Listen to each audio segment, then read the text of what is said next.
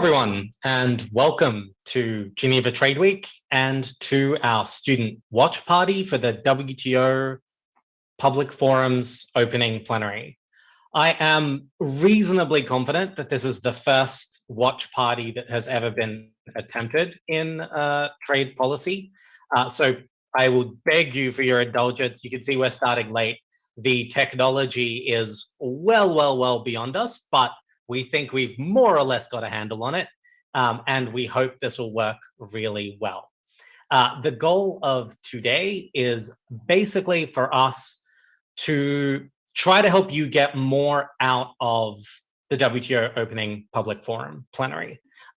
They have an absolutely huge lineup, and they're talking about something really important, which is how trade beyond COVID-19 and how to build resilience.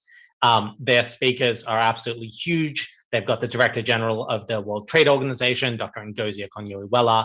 They have the President of South Africa. They have the Executive Director of Oxfam International, the Director General of the World Health Organization, the COO of BioNTech, which is the company that works with Pfizer to make and distribute the Pfizer vaccine. They have the former CEO of Unilever from UN Global Compact, and they have the Secretary General of UNCTAD. So it's a really high-level panel. It's going to be covering a lot. And our goal is to basically watch it with you and provide from our illustrious panel live commentary to pick up things that you might have missed, put things into context, challenge some of the things you may hear from the stage, get into massive fights with one another for your entertainment. Really just take this to the Twitch stream level. With me to help us do that is our panel, and take a chance to introduce each of them to you, though I think many of them are familiar faces to you already. We have Professor Richard Baldwin from the Graduate Institute. We have Dr. Manak from Cato Trade, who is one of the absolute best communicators of trade complexity you will ever get to watch. We have Professor Yves Remy from the University of the West Indies. From the Shridath Ramphal Center. I don't know why I said that. And Professor Christian Pauletto from the International University in Geneva. So really a cross-section of experts from all over the world to help us kind of put this into context. And we have about 12 minutes before the WTO Public Forum is about to start. And I think, Professor Pauletto, you prepared a bit of a historical context presentation to put all of this into some historical context. So perhaps we might start with you. Yes, Mitri, with great pleasure. And you tell me when I have to stop, because I see we are a little bit behind schedule. Ladies and gentlemen, dear students, it's a pleasure to be here with you today. And as Dmitry Grozubinski told you, I will just set the context and the past history for the opening plenary, which is the most important for you and us today, but also for the rest of the public forum, the whole week. And the opening plenary will definitely be quite general, as you may expect from the composition of this panel. The public forum might be quite technical in some cases. So I will try to give a little bit of both, so that when you will follow those discussions, you will be at ease in a very general discussion like the very next one, but also you will not get totally lost if you are following technical discussions. I will present two different things. First, the older history to see exactly where we started from, because it's always good to understand today's debate on the basis of where we are starting from. But also I will present to you quickly the very last development that happened here in Geneva, where I am, in the WTO discussions between diplomats. Now, where do we start from? Actually, the big debate on trade and health started during the Uruguay round of negotiation, where the world community established the WTO and a number of trade agreements, including the TRIPS agreement. The TRIPS agreement, probably you all know that, the trade-related intellectual property agreement. And in that TRIPS agreement, for the first time, we had agreement that stated that intellectual property protection shall cover all technologies, which was not the case until then in previous conventions, which meant that also health and pharmaceutical technologies would be covered by intellectual property protection. Until then, a state was free to cover it or not. Then the next step after that was to fine-tune this decision to cover all technologies and to clarify a few items, because there were some uncertainties about exactly what would be the meaning of these agreements. And we had the so-called, and it's an important milestone, the Doha Declaration on the Trade and Health of 2001. What does this declaration say? It says basically it clarified three things. It was a declaration by the ministers of the WTO. And firstly, it clarified that every state was free to introduce what is called a compulsory license and to establish the ground to grant a compulsory license. A compulsory license is an authorization to one company to produce and sell a product, which has been before patented by another company. But the negotiation to get a voluntary license from the patent owner have failed. And in some cases, a state may authorize a company to use that license. So that was one clarification. The second one is to authorize compulsory license also for the sake of exports, because under the present treaty, the normal reading was that a compulsory license would be just for your domestic market. The problem is, and this is especially true for the COVID vaccine, often a country cannot manufacture for its domestic markets. You are too small, you don't have the technology, you don't have the experts. So the Doha Declaration has established a group to prepare a decision with a view to authorize that. And this was then done in the year 2003, and it entered into force in 2005. This was a decision. And another item that was covered was exhaustion. If I have time, I will come back to the issue of exhaustion at the end of my speech. Now, in 2005, there was the entry into force of this ability to produce pharmaceuticals under a compulsory license in order to export to poor countries which have no manufacturing capacity. This was the last milestone, let's say, in the most remote history. So you see, we have a trade framework where health technology are covered by intellectual property. That's point one. Point two, you are able as a country to establish the ground domestically in order to give a compulsory license, provided that you have attempted to negotiate a voluntary license before. That's point two. And point three, you have the possibility also to ask a compulsory license for export. There is one additional point, and that's the last one, which is crucial, is that the Doha Declaration also clarified that in case of HIV/AIDS, in case of tuberculosis, malaria, or an epidemic, you are exempted from negotiating a license, a voluntary license. You can go straight into a compulsory license. So that's the whole history. Now, this year, a number of other important things have happened. In view of the next ministerial declaration, which will be end of November, early December, the WTO has launched a number of discussions and work on this issue of trade and health. We are an item for the ministers in Geneva at their meetings in the MC12, as we call it. Director General Dr. Ngozi Okonjo-Iweala first made a meeting on 16 April to discuss the issue of the COVID-19 vaccine, equity, and what the WTO can contribute. That was the first step.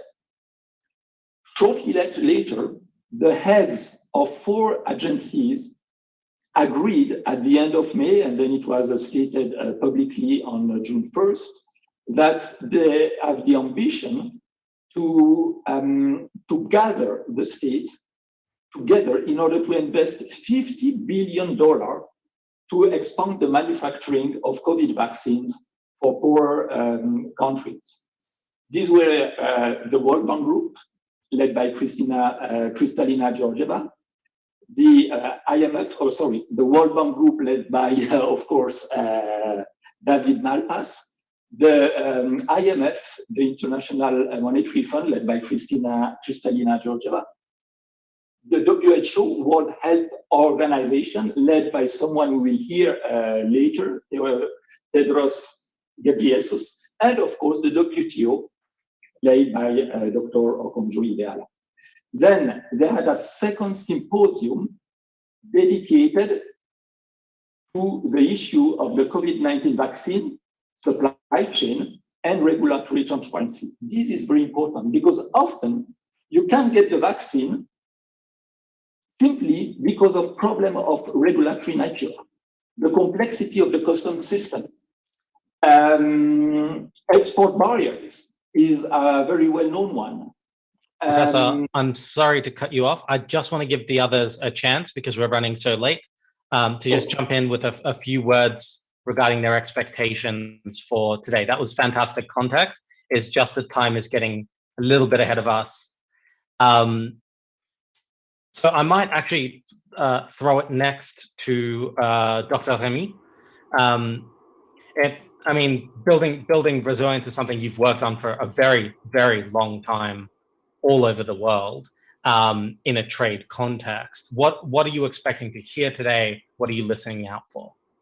Thanks for that. And just so that my others co-panelists have some time, I'm looking to hear, first of all, how the 3 themes that are subsumed under this building resilience, which is the multilateral trading system, the sustainable development goals, and resilience after COVID, are actually going to be reflected in this public forum. I think it's a lot to ask of this forum. I see the panel being comprised of really a hint of the DG sort of background in health issues. So it's manned by a lot of people in the health sector. So I'm expecting that to be sort of the focus, but it's supposed to be a debate. I'm also seeing that, you know, the Right Honorable Ramaphosa from South Africa is going to speak. I suspect he's going to talk a little bit of what the TRIPS waiver and the AIDS pandemic enabled him to do. But I hope it's broader. I hope we hear about how reform is going to take place and how all of these things are going to come together under this umbrella. So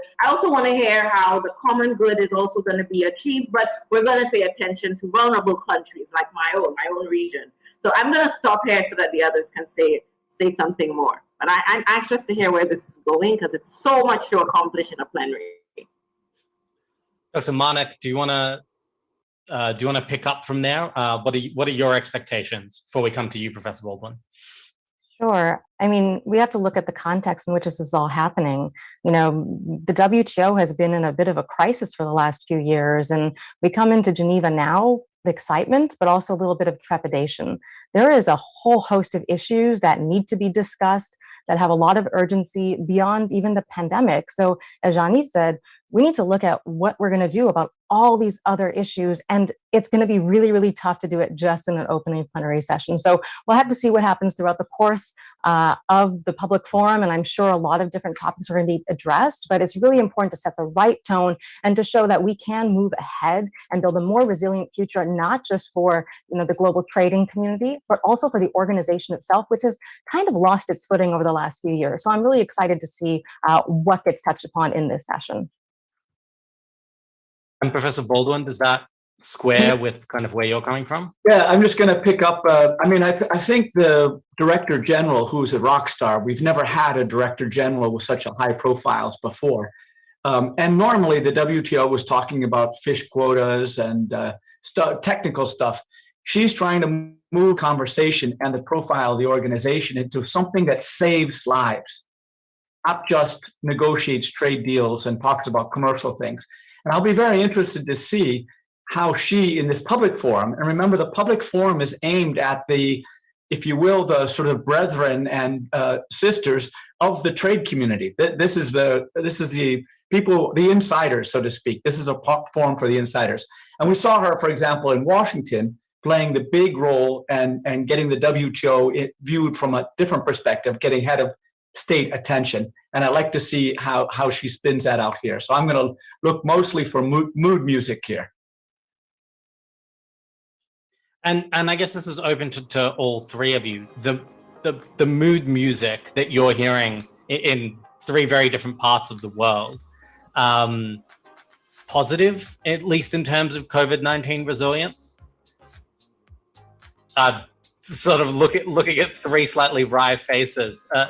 Dr. Remy. Yeah, no, I agree completely with the previous speakers. I think it's too much to take on. I think you've slapped an SDGs there. I think we're going to hear a cacophony of voices in this forum. I don't know how it's all going to come together. I think I agree completely that the DG is trying to change the face, maybe consciously or unconsciously, but move to the issues that she cares about. She's worked at the World Bank. She's headed Gavi. It would be very strange if she didn't try to bring these all into the WTO space. But remember, that space is already crammed. We haven't gotten through any issues of reform. I haven't heard the dispute settlement reform issues. I haven't heard about the monitoring issues. I haven't heard about SNDT in ages. So how we reconcile that with the new face that's coming out of the WTO, which is important, but also we haven't even touched on the SDGs. I mean, who's not talking about the SDGs? So the question is, what is the WTO's function? What's its role? It has to be relevant, but it can't leave behind all of these issues on the table that don't seem to be resolved. How is this ship really gonna sail? So I'm really curious to see. I agree completely that we're not gonna get the answers through this plenary. It might be overstocking what we can reasonably expect. But everybody's coming in here to hear what they want to hear. There's so many different constituencies now under this broad umbrella of WTO and trade, and everybody's trying to get in their 50 minutes and trying to make sure that their issues are being addressed. I think the WTO is in more than a legitimacy crisis. I think it is an opportunity, but I don't know where this ship is going, and I'm excited to hear. So I'm gonna see what the others say. Inu, are you excited to hear? Excited and maybe nervous at the same time, I would have to say. You know, when we talk about building back resilience, the big question for me is we have all these competing ways of doing that right now. We see in the United States one approach, and in Europe other approaches. How this plays out at the national stage is going to determine a lot of the cooperative activities that we may or may not have at the multilateral level. So the big question I'm left with is, how do we get everybody on board to work together for these common goals? And can the new DG pull everyone together to that end? So I'm really curious to see what she's going to say, and very hopeful that maybe we can get on the right track again. Christian, you were giving us a lot of that history before, and I don't think it's kind of it's insignificant. By the way, the reason we are not starting is the WTO Public Forum hasn't started. I am watching their holding screen loop over and over, but as someone who ran one of these things, there we go. There we go. It's starting. I'm so sorry. We won't get to your question.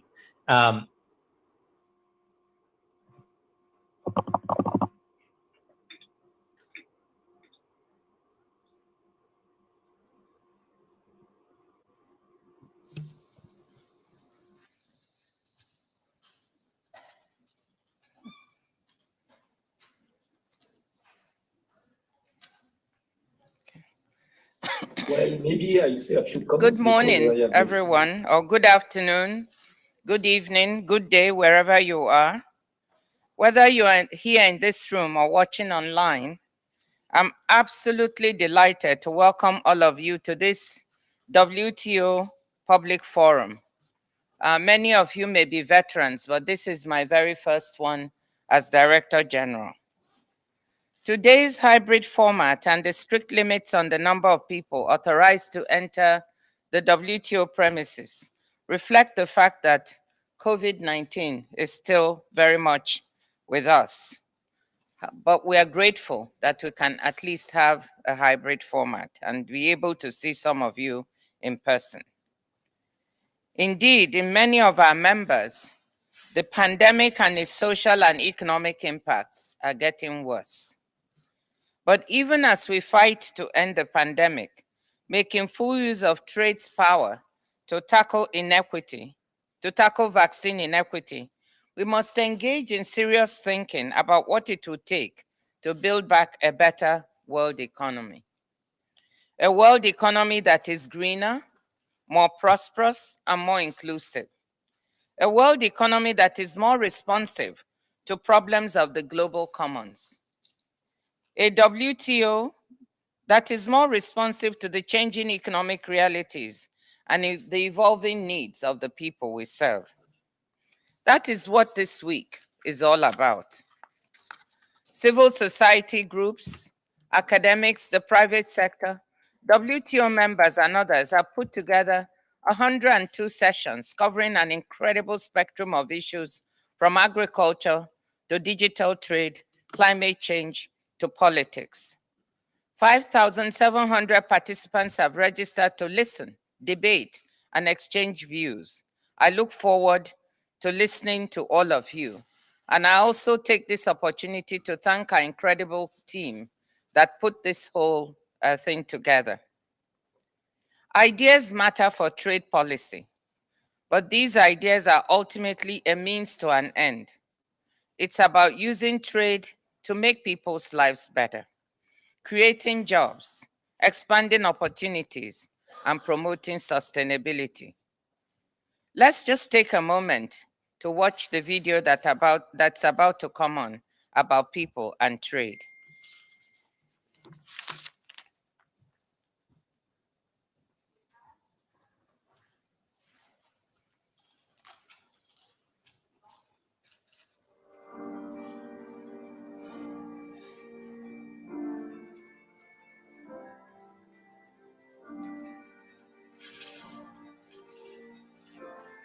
Trade can really connect the world. Back and forth, without borders. Trade is about people because it connects them. Trade does affect every single person. I am nothing without you, and you are nothing without me in truth.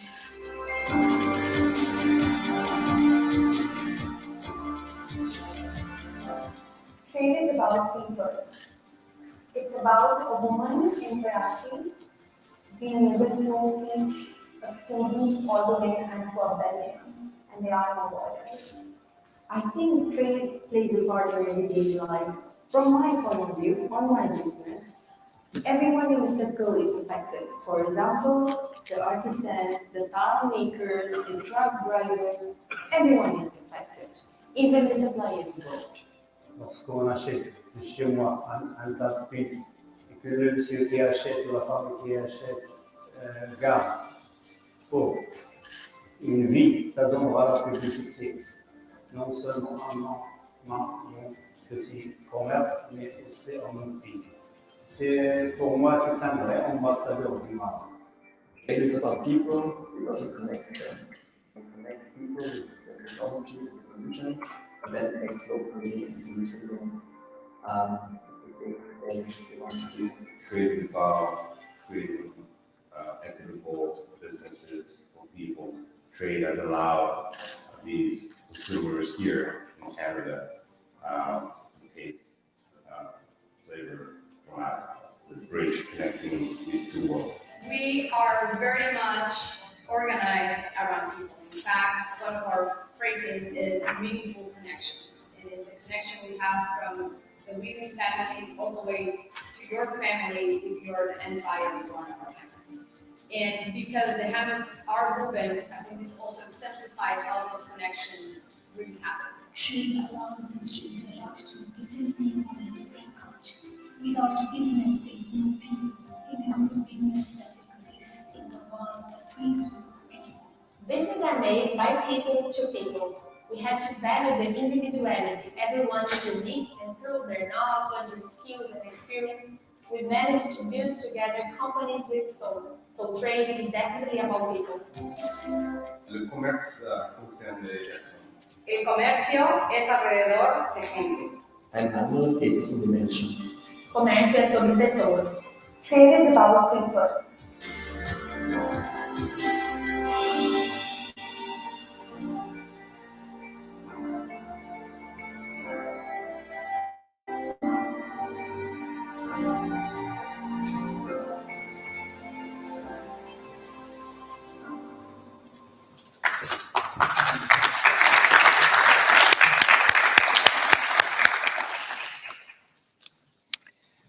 I always say trade is about people, so that was music to my ears. For the entrepreneurs in the video, for the businesses they run and the workers they employ, trade has been a lifeline in the pandemic. Mahin Adumji leads what used to be an in-person tutoring business in Pakistan. When lockdowns prevented students from attending classes, she took the business online.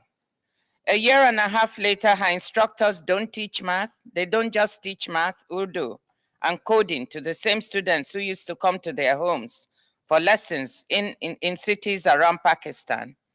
They reach students in the US, Europe, Canada, the UAE, and elsewhere, as we heard her say in the video. 30% of the company's customer base is now international. Fafahia Jama, a serial entrepreneur in Nairobi, going online, helped her business training company connect to new clients at home and in 6 other African countries. Josephina Ozais was forced to close her hammock business's physical store in Mexico, but strengthening her online presence helped her find new customers abroad and maintain livelihoods for hundreds of traditional weavers in the Yucatan Peninsula. If you want to hear more about Mahin, Fahia, and Josephina, and to learn about how global trade rules affect companies like theirs, you can check out the WTO's new podcast series called Let's Talk Trade.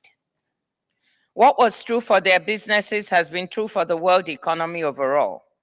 In the pandemic, trade has been a source of resilience, helping households, businesses, and governments cope with dramatic shocks. Trade has enabled access to food and medical supplies and contributed to economic recovery. Restraint in the use of protectionism allowed fiscal and monetary stimulus to drive a sharp rebound in global trade, starting in the middle of last year. Global merchandise trade is back at record levels, though services is recovering more slowly. Even as the value of global merchandise trade fell by 7.6% in 2020, agriculture trade held stable, and the value of trade in medical products rose by 16%. Trade in personal protective equipment grew by nearly 50% and by 480% for textile face cover masks. As scientists developed COVID-19 vaccines at record speeds, multi-country supply chains came together to provide the specialized inputs and capital goods needed for vaccine production at scale. Most leading COVID-19 vaccines rely on inputs from a dozen or more countries.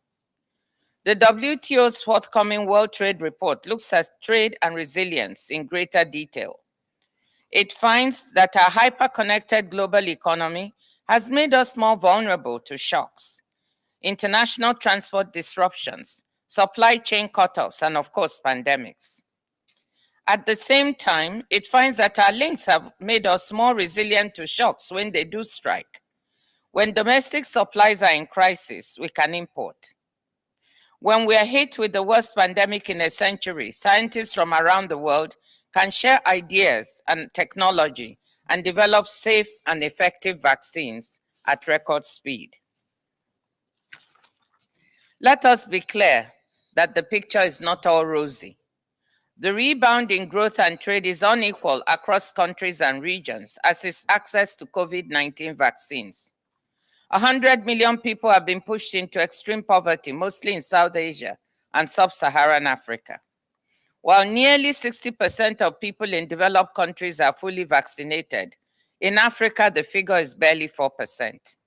This is devastating for the lives and livelihoods of Africans. It is morally unacceptable, and as new variants spread, a threat to the health and economic recovery everywhere. The trading system can and must do more to reduce vaccine inequity and to help us tackle pressing challenges elsewhere, from our oceans to our climate. That is why it is so important to deliver results at the WTO in the weeks remaining before our 12th Ministerial Conference. To remind all of us what is at stake, it is my great honor to introduce our keynote speaker today, President Cyril Ramaphosa of the Republic of South Africa. Before taking office, President Ramaphosa was a leader in the anti-apartheid struggle, in the trade union movement, and in the democratic South Africa's business sector. President Ramaphosa has been singularly instrumental as President of the African Union in Africa's strong response to the pandemic. He has forged a One Africa response along with other leaders, helping to create the Africa Vaccine Acquisition Task Team, AVAT, the African Vaccine Manufacturers Task Force, as well as supporting the Africa CDC. President Ramaphosa has actively pursued investment in Africa's manufacturing capacity, whilst also strongly advocating for an IP waiver. His efforts and our modest support behind the scenes led Pfizer-BioNTech to announce an investment in BioVac, a South African company aimed at producing 100 million COVID-19 vaccine doses each year. Let me now hand over to His Excellency, my brother, President Cyril Ramaphosa. Mr. President, the floor is yours. Thank you very much. Your Excellencies and heads of international organizations, distinguished participants, ladies and gentlemen, I wish to thank you, my sister, Dr. Ngozi Okonjo-Iweala, for the honor of addressing this important event. We were overjoyed when we were finally installed as head of the WTO, and we can already see the benefits of having done so, because your own perspective is global and your interest is to advance the ordinary people of our world. The WTO Public Forum is a unique opportunity to hear a broad range of global voices on trade, development, and human progress. This is a particularly valuable platform as the global community confronts the COVID-19 pandemic and the devastating effect it has had on lives, on health, on livelihoods, and on society more generally. As we consider the WTO response to the pandemic, I am reminded of President Nelson Mandela's address on the occasion of the 50th anniversary of the General Agreement on Tariffs and Trade. In his remarks, President Mandela called for a WTO that recognizes the frustrations of ordinary people. He emphasized the importance of trade rules and that they should be fair. He said that special consideration must be given to developing economies and that the WTO should contribute to changing rather than defending the existing patterns of production. Importantly, President Mandela called for WTO members to forge a partnership for development through trade and investment. His message is as relevant today as it was at the time he made his statement. The world is at this moment experiencing the debilitating effects of inequality, in the patterns of global production. While human ingenuity has produced several effective and safe COVID-19 vaccines, human inertia and human self-centeredness has severely limited access to these vaccines to many people around the world. Our inability to act on the call by President Mandela to change patterns of production has cost the world millions of lives and has undoubtedly extended the duration of the pandemic. It is said that less than 3% of adults are fully vaccinated in most low-income countries, compared to almost 60% in high-income countries. This gross inequality is both unjust and counterproductive. The longer it takes to vaccinate the world's population, the greater the loss of life, the likelier the emergence of new variants, and the longer it will take to achieve sufficient population immunity. The rapid and equitable rollout of life-saving medical products is the best response to the virus and the best stimulus plan for a strong, sustained, and economic recovery. The WTO has a central role in addressing trade and intellectual property-related barriers to boost and diversify production of vaccines, diagnostics, as well as therapeutics. Passing a time-bound, targeted TRIPS waiver, as proposed by South Africa and India, and now supported by many countries around the world, is urgent if we are to save millions of lives. This is a proportionate response to the exceptional circumstances presented by COVID-19 pandemic. Unequal access to vaccines presents a huge risk to a sustained global recovery. The Economist Intelligence Unit estimates that vaccine inequality will come at a cost of some $2.3 trillion to global GDP between 2022 and 2025. We therefore need to reaffirm the principle of global solidarity and the role of open and inclusive multilateralism. While there has been some recovery in international trade since the start of the pandemic, it has been uneven. Relatively positive short-term outlook for global trade is marred by regional disparities, continued weakness in services trade, and lagging vaccine timetables, particularly in poor countries. According to the World Bank, global growth is expected to accelerate to 5.6% this year, with only two major economies accounting for a quarter of this growth.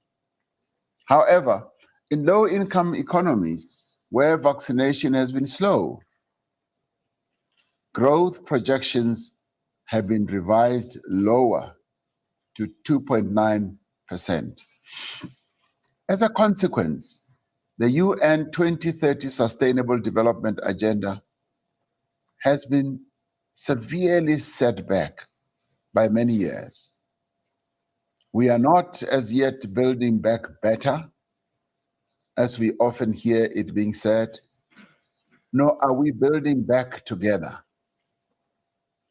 With the lives and livelihoods of billions of people across the world at risk, the opportunity for a coordinated response must not be squandered.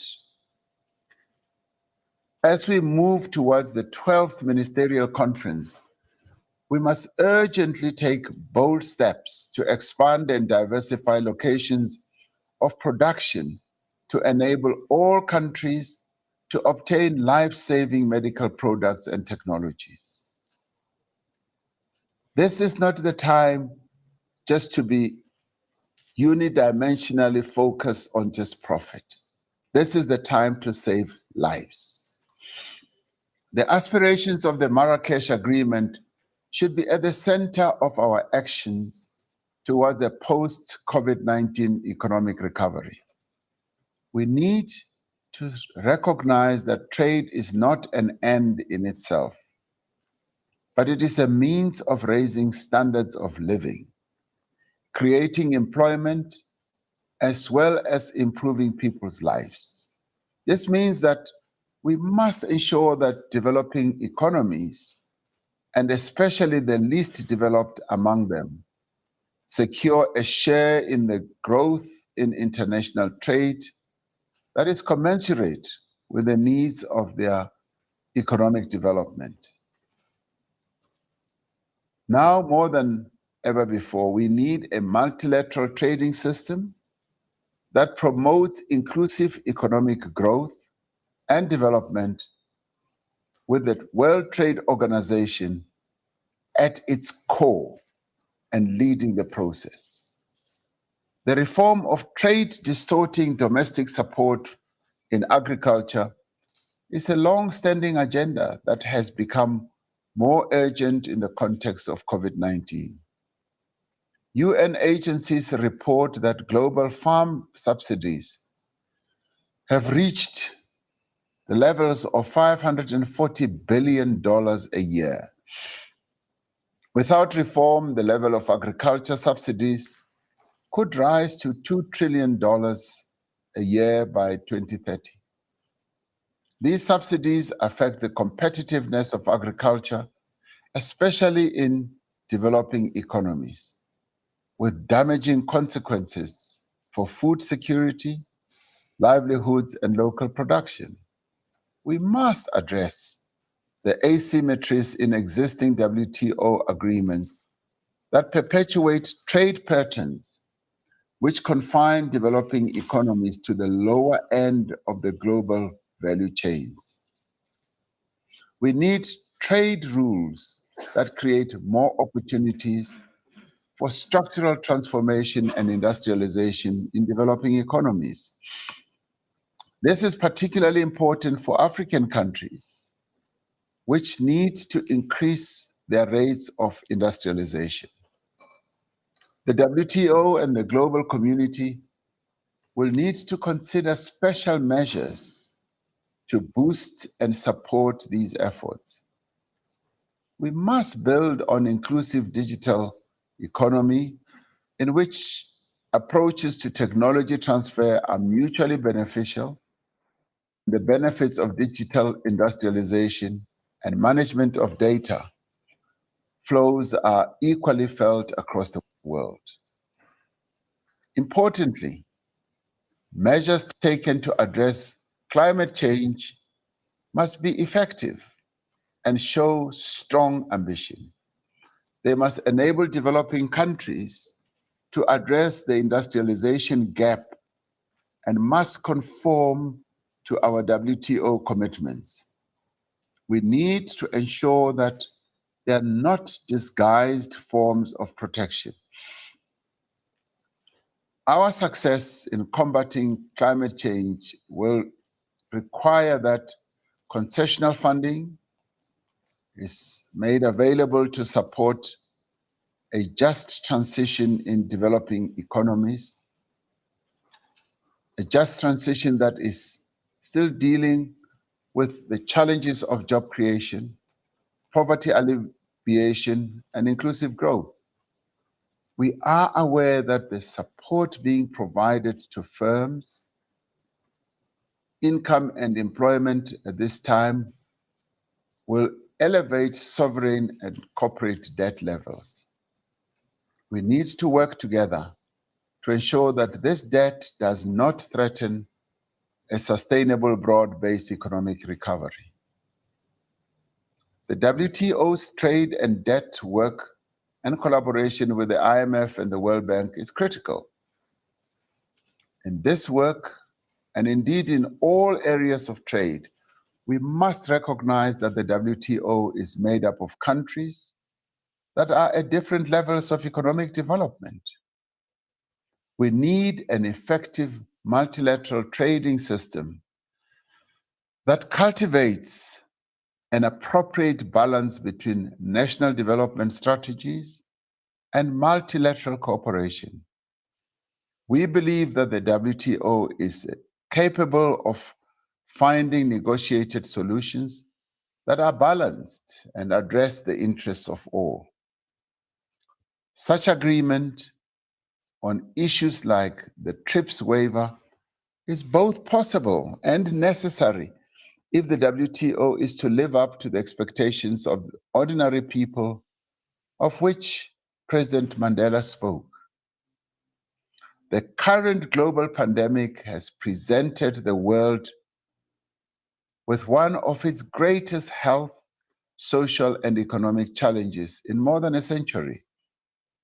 Through collaboration, unity, solidarity, and mutual respect, through bodies like the WTO, we can rise to these challenges. And let us build a fairer, more prosperous, and more resilient world. This, as Nelson Mandela would have said, is in our hands. And right now, as he also said at one occasion, it may seem impossible until it is done. It is eminently doable, and I think we can do it. And I thank you, my dearest sister. Thank you very much.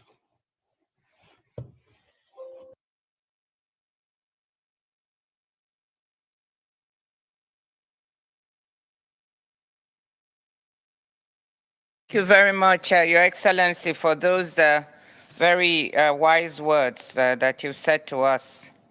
It's an honor for us to be able to host you, even if it's virtually. We would have loved to have you here in person, perhaps next time. Thank you. And now, without further ado, I would like to hand the floor over to our moderator, Bloomberg's Haslinda Amin, who is far more competent than me to run the occasion. Thank you. Yeah? Dr. Ngozi, thank you so much for that. Hello, hola, salam, ni hao. I'm Haslinda Amin. Thank you for joining us from wherever you are. I hope you're well. The pandemic has jolted the global trading system, leaving businesses to grapple with supply chains, labor shortages, huge demand. The ripple effects are being felt from Nairobi to Ningbo. Companies, consumers can expect to face rising costs and delays through next year. But more than that, it's deepened inequality within and between countries. Those with little or no access to vaccines will suffer the biggest blow. Already, the ILO is warning of massive unemployment, a shortage of 75 million jobs this year, 23 million in 2022. So, as we look to recover, how do we reboot the multilateral trading system to ensure better resilience to future shocks? How do we build back better, sustainably, and without leaving anyone behind? Well, we have a very distinguished panel of speakers with us today. Gabriela Busha, Executive Director of Oxfam International, which fights inequality to end poverty and injustice. Gabriela is deeply committed to gender equality, human rights, and to tackling economic inequality. Dr. Tedros Adhanom, Director General of the WHO, the first elected from among multiple candidates. Dr. Tedros is also the first African to head the world's leading public health agency. We also have with us Rebecca Greenspan, Secretary General of the UN Conference on Trade and Development, or UNCTAD. Rebecca was appointed on 13 September 2021. So Rebecca, congratulations for that. She's the first woman to hold this position in the history of the organization. Dr. Sik Porting, Chief Operating Officer of BioNTech. He joined the company in 2014 from Novartis. Dr. Poding started his career as a consultant with McKinsey and Company. And last but not least, Paul Polman, former CEO of Unilever, Vice Chair, UN Global Section to tackle climate change and inequality. He's a leading proponent that business should be a force for good. Now, before we begin, just a small reminder for the Q&A session in about 30 minutes from now. Please do submit them via the Public Forum platform using the Q&A function. That's a Public Forum Q&A function. And if you're watching us on social media, whether it's Twitter, Facebook, or LinkedIn, send us your questions using the hashtag ASK, that's ask, ASKPF21. Make sure that you include your name, where you're from, i.e. organization. Our team is monitoring all channels. Don't be concerned. They'll be sending me your questions. Dr. Tedros, let's start with you. The WHO has called for a legal binding instrument, one that provides a framework for a more coherent, more coordinated response for future pandemics. Also one that galvanizes engagement, ownership of all countries. These are currently under discussions at the WTO, the importance of a multilateral response on trade as well as health. In your view, what steps do you think should be taken with respect to trade to help us respond better to this as well as future crises? Thank you. Thank you, Aslinda. And thank you to my sister Ngozi for bringing us all together, and also to His Excellency President Ramaphosa for his leadership. I fully agree with what she said, so I don't want to repeat. And I would also like to congratulate Ngozi for being named one of the Times most influential leaders for 2021. It's well deserved. We're proud of you, Ngozi. We need strong leadership now more than ever. And the COVID-19 pandemic has exposed the fragility of global supply chains. While many countries across the globe have implemented unprecedented travel-related measures, while some of these measures may have delayed importation of the COVID-19 virus, they have also come at a high social and economic cost, exacerbating pre-existing inequities.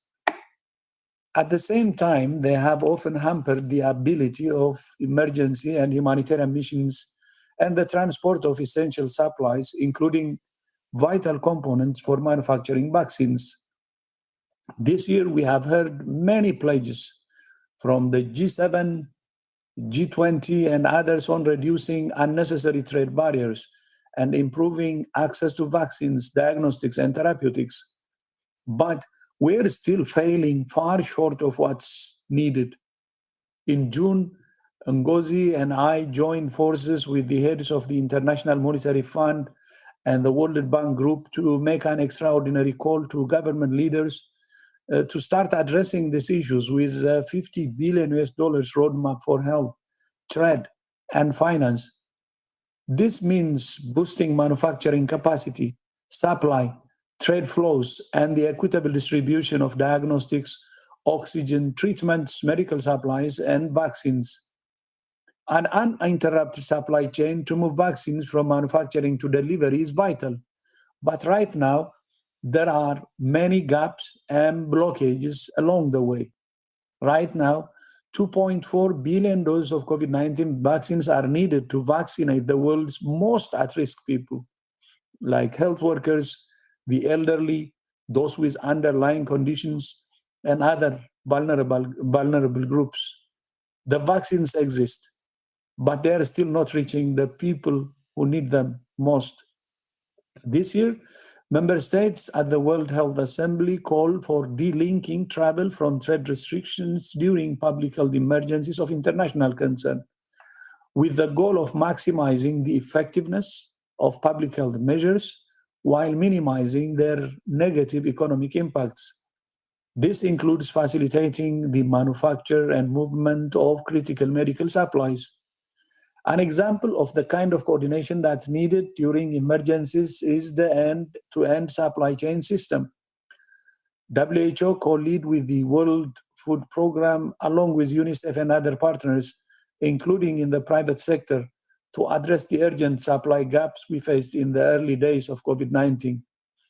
And together we procured and shipped more than $1.4 billion of essential response supplies, including vital medical oxygen, personal protective equipment, and more than 250 million COVID-19 tests to 193 countries.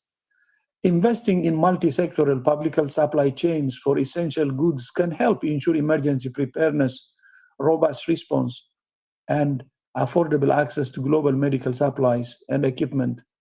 In closing, let me leave you with three priorities. First, we need to remove unnecessary trade and travel constraints so that we can make vaccines and other vital available tools to those most in need.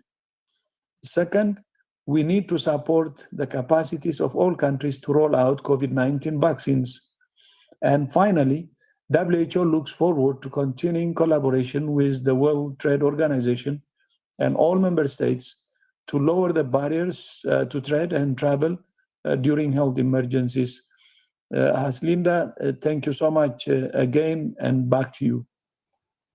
Dr. Tedros, I know you have to leave us. If I could just follow up with a few questions. I'd like to take a look at the role of the WHO. How do you think the WHO needs to change to be more effective going forward for future pandemics, as well as future global health crises? What's paramount, you think? Yeah, thank you so much. Maybe if I can tell you, I mean, first of all, we have to learn from this pandemic. It's unprecedented. And we need to learn honestly. And second, after the learning process, of course, we're learning, we need to put all the interventions we need. And we, as you know, we had a panel, the panel had recommendations, and we have other panels who gave recommendations, and we need to implement those recommendations. I cannot go into details, but I will mention one, the pandemic treaty or agreement. That can pull all the recommendations together and address them in a holistic approach through binding, rules that can address all the problems I have been outlining now.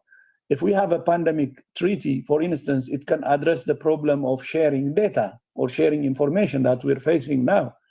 Sharing of technology, we're facing the same problem now.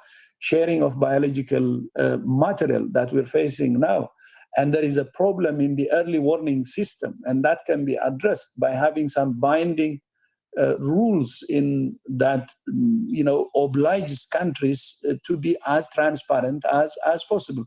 So I think the pandemic treaty can really address the major challenges we have now and prepare us for the future in a better way.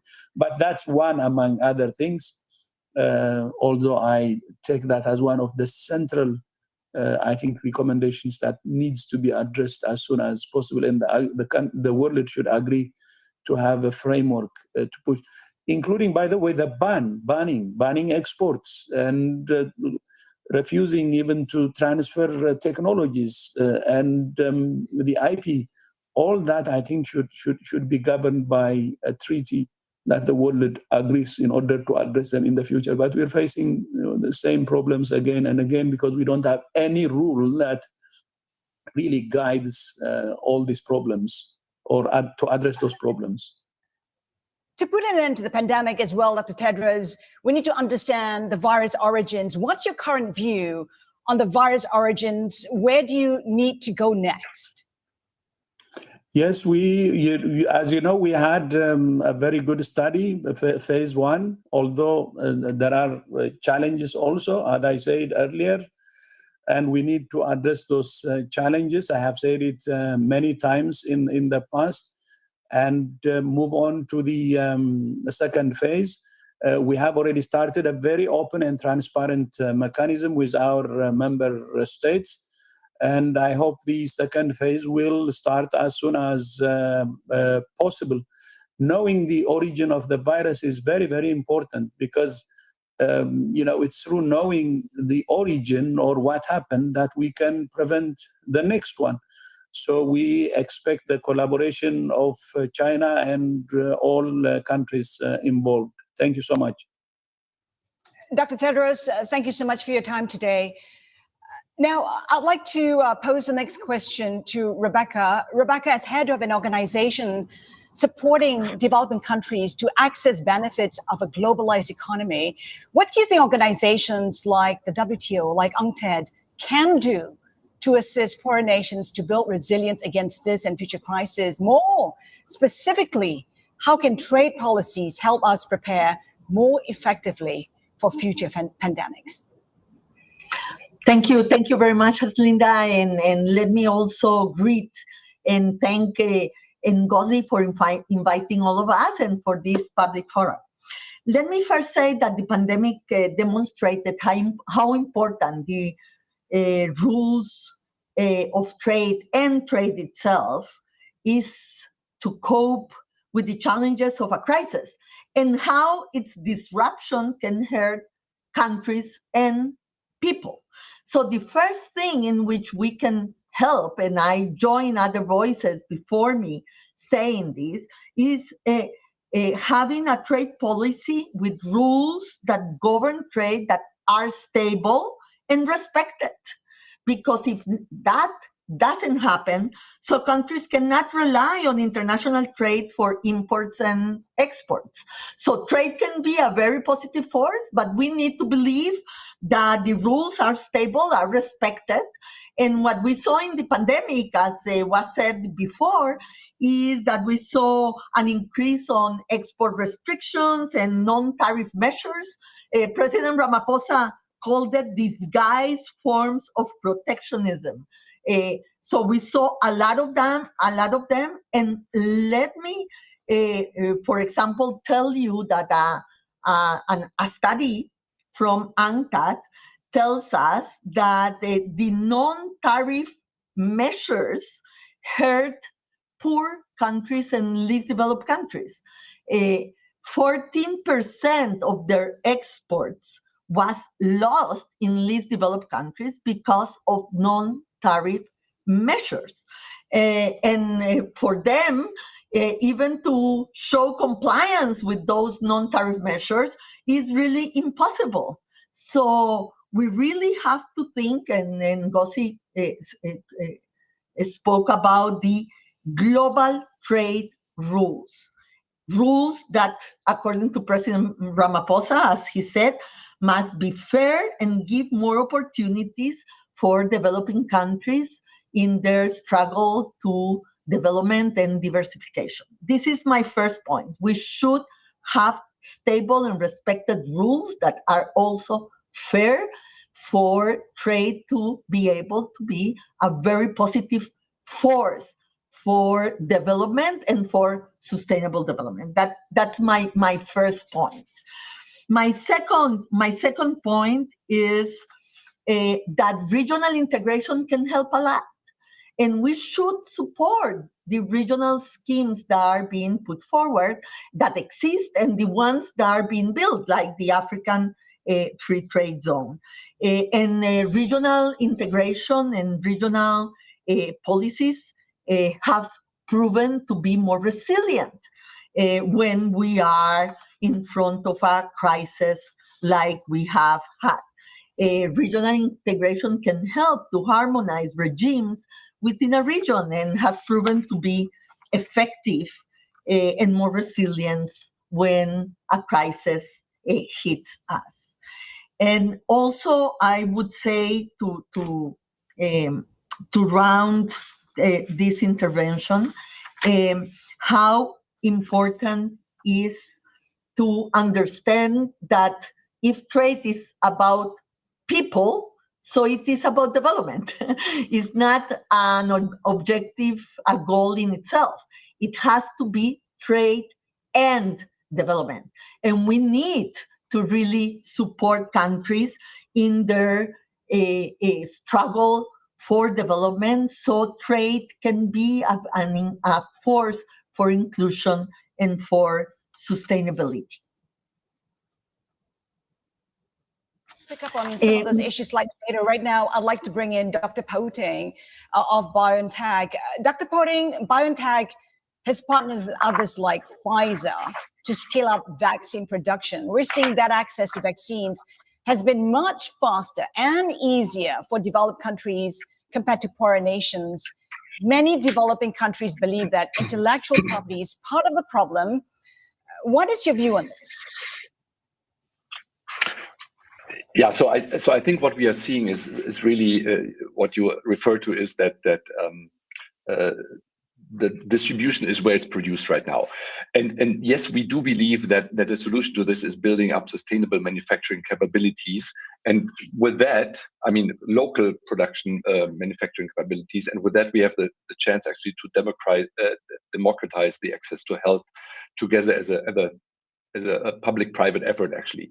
So what this means, actually, we have to enable dedicated regions to have access to the know-how and ensure that those regions actually have everything in place to manufacture their own vaccines. So now, how did we work through the pandemic to actually start on this journey? So number one is with the Pfizer, in the Pfizer-BioNTech alliance, we sat down and said, like, we have to produce as much as possible from the start. So while we were still developing the vaccine, we built up production facilities and started on partners to do tech transfer to as many partners as possible. And we are still increasing these partnerships right now. So that means in the short term, in terms of availability of vaccines. So I mean, there are several tens of million doses to low and middle income countries via COVAX, but also Pfizer and BioNTech committed like 2 billion doses within the next 1.5 years to low and middle income countries, 1 billion within this year, which is like a third of the Pfizer-BioNTech production capacity this year. So one prong approach is like maximize the global facilities that we have as much as possible. And we set out with like in our home countries, because that was the most accessible at this time, the US, and in Europe, in Belgium and in Germany, that's where our big production hubs are, and which we'll max out in order to produce as much vaccine as possible. So in the midterm, and which we're working on already, is like get more and more of single production steps, because they're really outrageously complicated actually to transfer to other countries, like for example, the BioVac partnership in South Africa. Midterm, actually, because it's needed midterm in the pandemic. It also means bring end-to-end production to those countries. So basically, there are a couple of stakeholders, many important stakeholders like the WHO and European Union that are actually supporting that. So basically, with our company as a young company with idealistic founders and idealistic employees, we really tried to support this end-to-end local production. So we have like 15 partners as a BioNTech already, plus Pfizer, plus the Pfizer network. So that's like 3 billion doses in 2022 that will be produced, and way more than 3 billion 3 billion, way more than 3 billion in 2022 actually. So that ensures a safe and effective vaccine actually. So now, in order to get this localized, you really have to go piece by piece. So even fill and finish is extremely important and difficult, because you have to fill and store the material at -70 degrees. So nothing is really easy in this process. So the process itself has like 50,000 production steps, highly specialized production facilities, which we can tech transfer to local countries. So basically, as I mentioned before, the BioVac is the first step. So we have another partner with Europharma in Latin America, together with Pfizer, where we'll start production steps. But also, there is a broader attempt to like bring mRNA really to the countries. And I think we announced last month that we are evaluating the establishment of sustainable vaccine manufacturing capabilities in Rwanda and Senegal as soon as possible, to support vaccine supply for the member states of the African Union. So with that, to summarize, I mean, there's this approach to max out our capacities that we have right now, but also start bringing the technology into the countries, which is not an easy task, because you have to manage supply chains, you have to manage the equipment, and you have to manage and show the local production teams actually how this is done. So this is an endeavor that has started, and that will continue with the highest urgency actually in our company. Dr. Pudding, you say manufacture as soon as possible, but soon may not be soon enough. There is a cost to it. I mean, why not have this waiver? There's a case for it. Well, we built up the network as soon as possible, and this as soon as possible meant that we brought up lipid supply chain, for example. So there were no manufacturers of lipids, so we had to teach them how to do this. We had to insource the technology. We had to do various tech transfers. We are still the tech transfer partners. Our contract manufacturing organizations in Europe that we brought on board actually end of last year already, they are still ramping up with their capacity, and there is still ongoing tech transfer. So this is not an easy task actually to teach the various teams actually with the same safety and process preciseness to teach how this is done actually. So that's why there is the urge of bringing this technology to the countries, but you have to teach everyone how to really do it. It's a new technology. It's nothing that has been around for a while, and there are a few experts. We are training more and more teams to do tech transfers, but you have to supervise that process to really make it efficient in the countries. And that's why we started with like the BioVac and the Europharma for fill and finish, while at the same time we are working on solutions how to bring the manufacturing in a better way to Africa and develop training programs to do this in the world. Thank you for that, Dr. Pudding. I want to bring in Gabriella into the conversation. Gabriella, we know that in addition to the millions of lives lost, the pandemic has caused major socio-economic disruption. The World Bank estimates that more than 100 million people have been pushed into extreme poverty. Inequality has deepened, the gender gap has widened, unemployment, the rates have gone up. Oxfam has been for a very long time a constructive voice in advocating for trade rules that reduce poverty. What role do you think trade can play in promoting an inclusive recovery? Thanks, Haslinda. A huge thanks to you, Dr. Ngozi, and the WTO for welcoming Oxfam and the People's Vaccine Alliance today. And Haslinda, panelists, as Dr. Ngozi said at the beginning, trade is about people's lives, and fair trade rules are needed for an inclusive recovery. But I would like to be upfront with us today that the pandemic is exposing this harsh inequality in unjust global trade rules. And the consequence of this is not academic.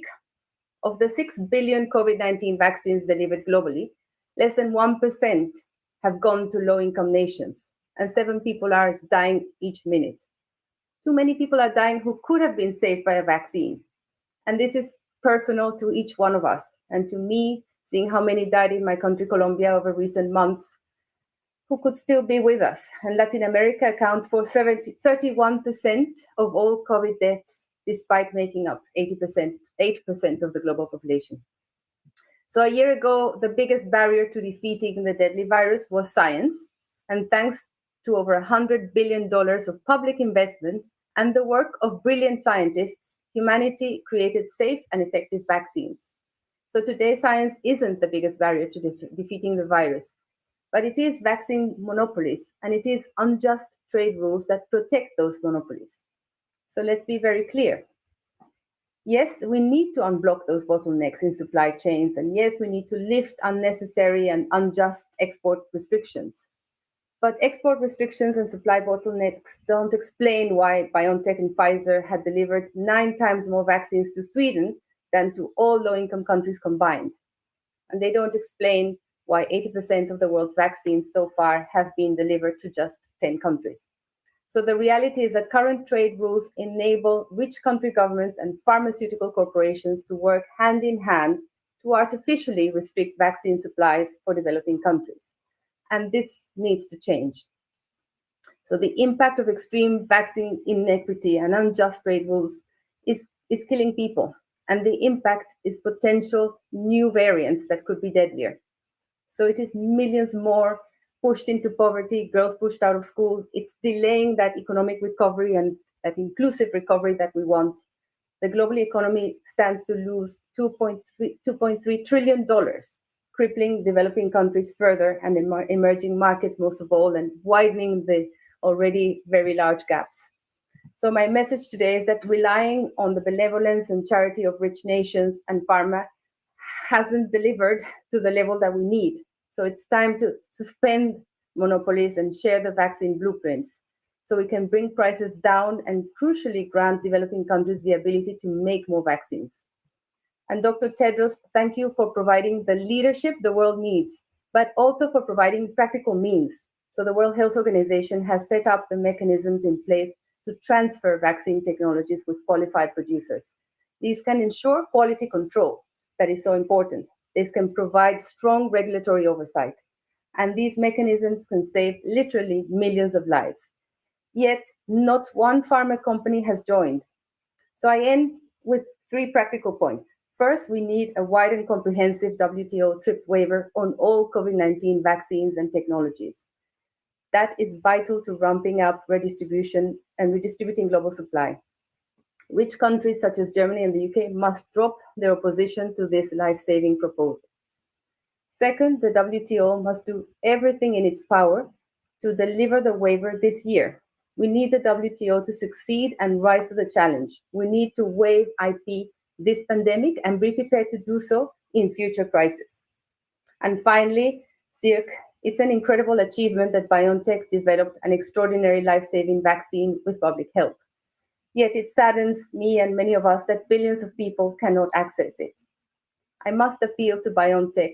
The vaccine has turned your CEO into a double-digit billionaire. Based on estimates by mRNA experts at Imperial College London, BioNTech are charging 24 times the estimated cost of production. Even then, transferring tech and a waiver will still compensate BioNTech fairly. So let me ask directly, Cirque, will BioNTech share this life-saving technology widely? Can you do it through the World Health Organization mRNA vaccine technology transfer hub in South Africa? That act would be the right thing to do, and it would save millions of lives. Thank you. The numbers are tragic. Gabriella, I want to bring in Paul Polman. Paul, when we think about building back better, what role does trade have in promoting a green recovery? More specifically, how can businesses, especially the small ones in poorer nations, be encouraged, be empowered to become more sustainable and respond better to social challenges? Yeah, thank you, Linda, once more, and also thanks for Ngozi to include us and have this debate at this crucial time. It's very clear to me that in this age of populism that we live in, we must not allow the trade liberalization to become the lightning rod of the perceived shortcomings of globalization. If world leaders really do believe in building back better, as the president of South Africa was just saying, then the trade agenda needs to be fully integrated in their plans. And that also requires a change of narrative. Trade, as we've heard, should solve the poverty, not create poverty. It should solve the crisis of climate change, not cause more CO2 emission. It should help the equitable distribution of vaccines or food even, or other essential goods. It's not only vaccines, instead of hinder it. And it starts with trust, if I may say, because it's very clear right now in many of the things that we are involved in, the trust is broken. When it comes to the 100 billion of climate financing, we cannot bring it to the table to help the emerging markets. When it comes to vaccine distribution, as we have said, we can't even muster the courage to give everybody fair access. At the International Chamber of Commerce, we calculated that disruptions and mutations that might come as a result of this could not only cost the global economy the $2.3 trillion that the president quoted, but that the cost could be as high as $9 trillion.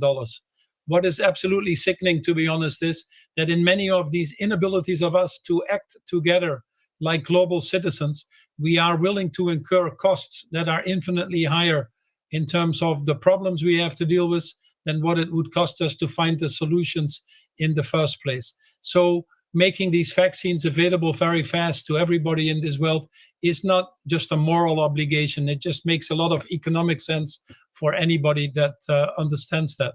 One of the suggestions here might be to have governments and international organizations that are listening, the WTO, the WHO, really look at how we can build this more resilient and efficient supply chain by looking at what has been done on the agricultural market information system.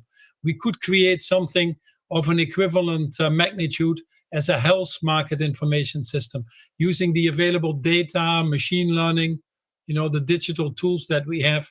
A lot more is possible to help identify quicker these bottlenecks and bring these vaccines and medical equipment and whatever you have to the right places very fast. And obviously, the second thing, which I totally agree with Gabrielle, is to be true that we have to treat this as a public good, not for some to enrich themselves at the expense of too many others. It just doesn't work anymore. And frankly, if we can invent a vaccine in 9 months' time at a global level, we should not have to defend why we cannot build these production facilities in these emerging markets and have these temporary waivers on IP either. I thought that we at least should have the courage or the morality to put humanity ahead of simple profits, to be honest. Now, what business needs to accelerate the global agenda, I would say in simple words, and for the interest of time, it's really all about incentives. There's some good work going on the WTO and certainly has been re-energized. For example, the trade and environmental sustainability structured discussions are really helpful and go in the right direction. But if we want a green recovery for everybody, we need to align government policies to support these market shifts.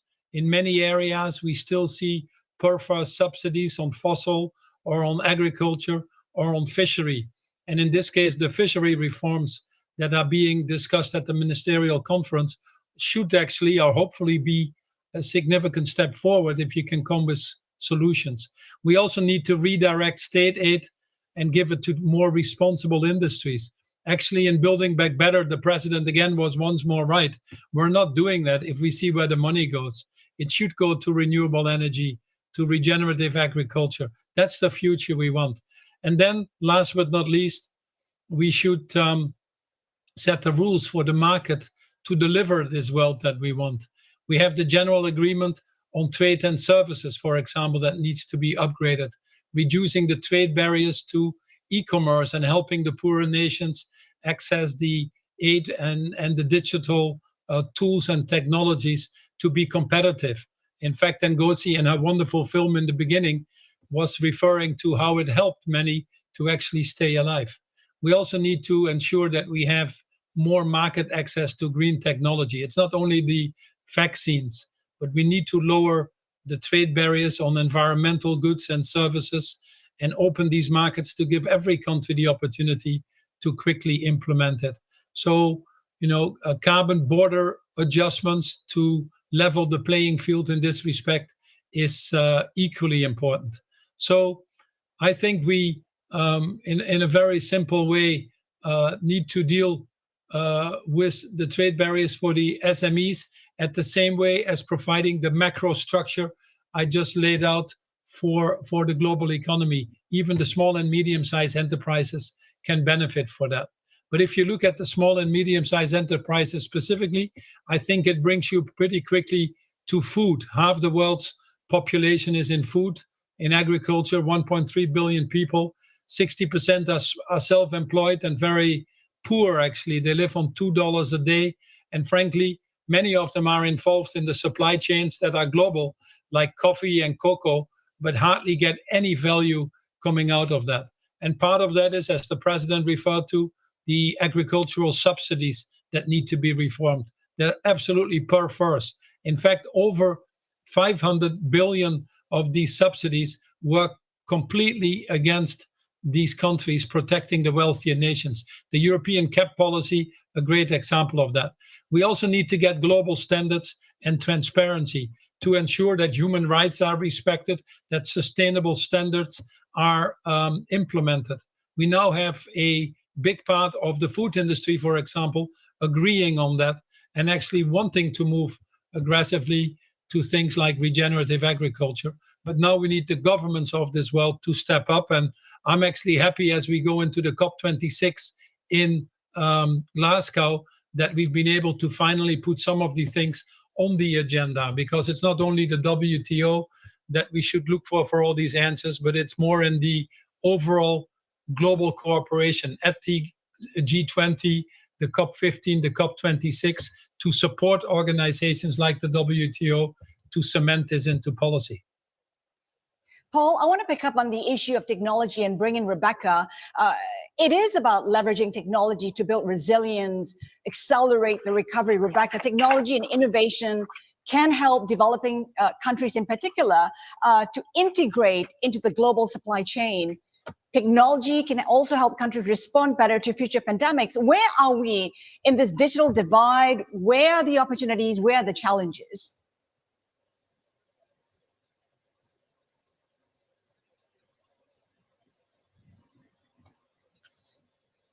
This is for Rebecca, no?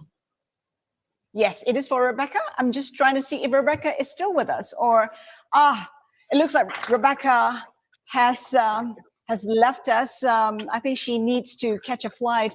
Gabriela, let's come to you.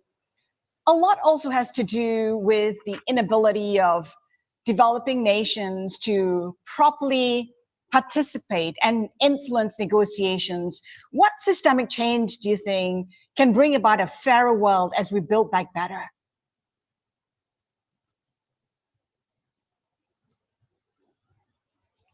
Gabriela?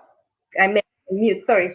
I think it starts with a vision, and the president of South Africa, quoting Mandela, said, it looks impossible until it is done. And I think the point is, and it has been said by predecessors on the panel, what rules should need to be in place to make sure that trade is fair and has an impact and benefits people's lives and is really transformative.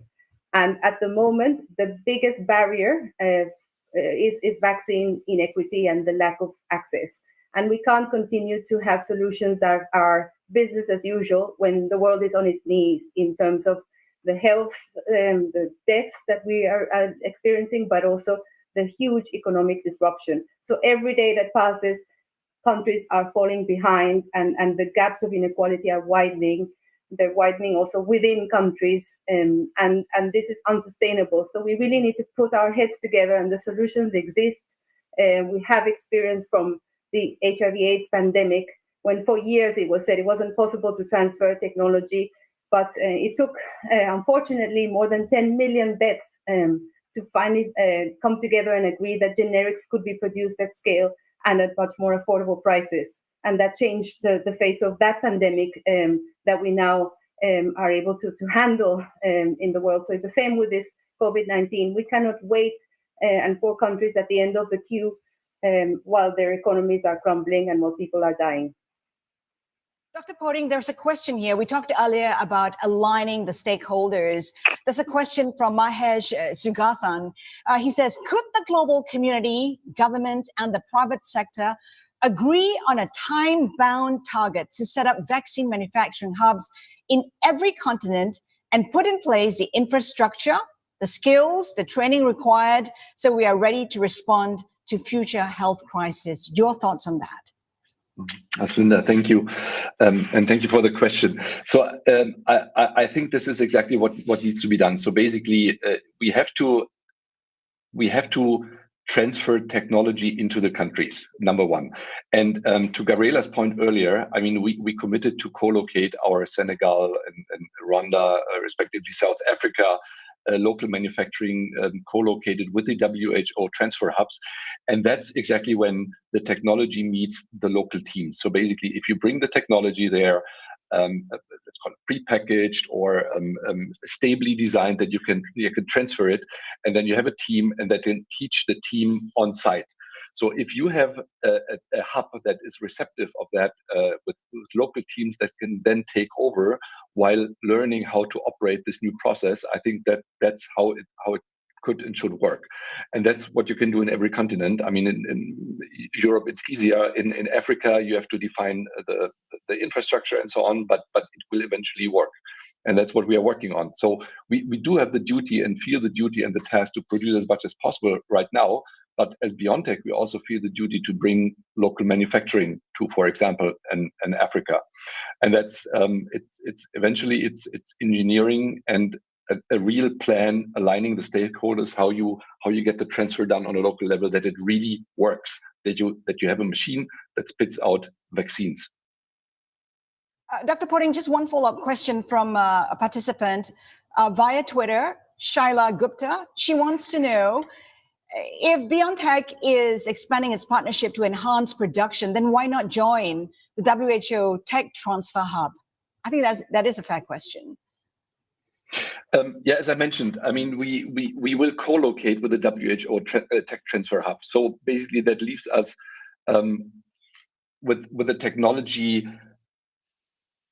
that gives us the shortest time to delivery. So if we do this, if you reinvent the technology by just having the recipe, that doesn't help. You really need the teams, and basically what we are building now is we are engineering a process that is stable, that you can replicate it, with the engineers that know the process and have done the process. So, and once you have that, you can, as I said, co-locate it with the WHO transfer hubs, and then you have the best of both worlds. You have the technology, the equipment, and the process there, and you have the local attachment to a local host facility that can run fill and finish, for example, that has the local teams, and then they can take over the process. So that's why I said before, this is the first step with Europharma, where there's a fill and finish process. There's BioVac in South Africa. While they were working on tech transferring the fill and finish process, we are working on a resilient and stable technology to transfer to the countries. Gabriella, there's a question here from Lewis Miller from the platform. He says, COVID-19 has shown that a global pandemic can have a significant impact upon global energy prices. Europe is facing an energy crisis. OPEC appears to be struggling to meet production quotas. Energy prices impact every aspect of society, from transport to production to home heating. Energy supply is an integral component of world trade. What can the WTO do to safeguard world trade from increasing energy prices? Your thoughts on that? Well, I don't think this is an area in which we work directly. I think what it points to is the interconnectedness of everything, and how the pandemic is affecting every aspect of our lives, and especially the lives of those most deprived. And as was said earlier, in reality, the fact that the food chains have been affected, and those at the end of the food supply chains are in many cases unfortunately not accessing. So again, the issue is the interconnectedness, and how the World Trade Organization and all of us together can help bring solutions to these issues that need collaboration. And maybe linking to Dr. Potting's responses, I think it's very commendable that BioNTech is doing these efforts. I think the intention with the World Health Organization and all of us who are advocating for this is for companies to come together and collaborate and make these steps a lot faster, because every moment that we waste on that time affects too much. Too many people are waiting for the solutions. Paul, earlier you talked about COP26. As we head to COP26, there are growing calls for countries and companies to be bolder, more courageous in setting their targets. What would you like to see? Are companies really taking action beyond verbal commitment, supporting real systems change?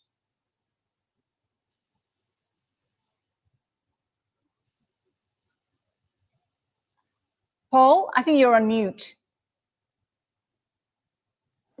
I apologize. The size of the issue is bigger than companies alone can address. We look at the submission of 113 countries into the Glasgow, what is called the Nationally Determined Commitments, or NDCs, and we find that in the next 10 years, between now and 2030, the emissions are actually going up by 16%, as the IPCC has reported on, whilst we need a 45% reduction. We're on the trajectory to 2.7 degrees global warming, well above the 1.5 that we've set in in Paris, in the Paris Agreement. Collectively, the private sector, I think, is starting to move. We've seen about 20% of the private sector making agreements in line with the Paris agreements in terms of decarbonizing their value chain. Far less, unfortunately, still making concrete agreements between now and 2030. But increasingly, alliances are being formed in the financial markets, in the high abatement industries, where we see leaders stepping up and showing that it is possible. And not only possible, that it actually leads to a better economy, more economic growth, better job creation. I think that case is now broadly made. So what we need from Glasgow is very simple. More ambitious NDCs from the countries, specific targets for 2030, a commitment to deliver the 100 billion, building in nature-based solutions, and increasingly channeling funds, regretfully, to adaptation and resilience. Mitigation alone, unfortunately, as we've already seen this year again, with climate disasters all over the world, is not enough anymore. So that's a tall order. The good thing is that President Biden last week in the US has now committed 11 billion from the US towards the climate fund. That's a good step forward. We've seen Xi Jinping from China making commitments to not finance any more coal plants being built abroad. That's a good step being forward. We now have 60% of the countries making commitments to be net zero by 2060. That's a good signal, or 2050. That's a good signal. So now I think we need to rally together and make these courageous commitments at a higher level, and the world is waiting for it. I think anything less coming out of Glasgow will have a lot more people in the streets, a lot more businesses dissatisfied, and a lot more governments under pressure. So let's act and let's be responsible. We cannot live in a world, to be honest, where we see the children act like adults and the adults act like children. It's really time to step up to the plate. And we know, by the way, that 90% of the solutions that we need between now and 2030 are already available and are profitable. Just stopping the PERFA subsidies, implementing what we know works, could get us a long way, not least on transferring our energy systems, but also restoring and repairing our biodiversity, the way we produce food, things that we now realize are a crucial part of finding the solutions. Dr. Potting, we've been talking about how it is all about vaccine access. What do you think we need to do differently to prevent this type of situation occurring again in the future? And in the case of BioNTech, is it gearing up vaccines for other variants of COVID or for other viruses generally? So I think we come back to the local access, so in local production. So I think you need local production. We learned this from this pandemic. Yeah, as I said before, the distribution is where it's produced. We learned this. There's a correlation. For whatever reason, I mean, this is a new technology, but I think the world learned this time. So I think we have to be prepared for next time that you have a broad production that's probably potentially even kept warm for the pandemic case, because I mean you never need several billion of doses of other vaccines, but in a pandemic, but you need the capacity and you need to keep this warm, and that's something where you probably have to have a network, a global network of like vaccine facilities that has to be kept warm. Ideally, you fill it with, in the case of mRNA, with vaccines that are useful and needed. I mean, we as BioNTech, we just announced that we are working on malaria. That doesn't mean that this would be successful, but we have ideas and we are working on this. So this could be something, if successful, that could run in these facilities to keep it warm. When it comes to the variants, I think that this is the good news about mRNA technology. Within 100 days, you can actually adapt an mRNA vaccine to the variants and then start producing it with the same process. So once you have this up and running and taught the process and tech transferred the process, then you can actually deal with hopefully many mRNA therapeutics or vaccines and also variants that come along. Gabriella, a question for you from Laura Segura. And she says, how can we provide support from a trade perspective, not only for developing countries, but to different demographic groups that have been affected differently by the pandemic? For example, kids and women. So yes, women have been disproportionately affected, and so have people from marginalized racial and ethnic groups. And what we need to do is have rules that take into consideration these disadvantages that are historical and that allow for the active participation in trade of all actors. So it's reducing barriers, as has been said, to ensure that there is participation, especially of those least developed countries, and within them, women and marginalized groups. And within that, again, I go at the moment, that first barrier is the issue of lack of vaccines, and we have less than 3% of the population in those least developed countries have had access, and within that, often most marginalized and women are excluded as well. So there's an important imperative for that vaccine access, and the importance of really working together through WTO, WHO, and companies coming into the mechanisms that have been created in these multilateral systems, rather than doing industry-led approaches on their own. Paul, earlier we heard from Dr. Ngozi talking about how the WTO has to meet the needs of the 21st century. You've said before that global governance was designed many decades ago. The world has moved on, issues have changed, but international institutions have not adapted. How confident are you that businesses can drive the urgent changes needed? Do you get a sense there is a common purpose when you speak to CEOs of companies now?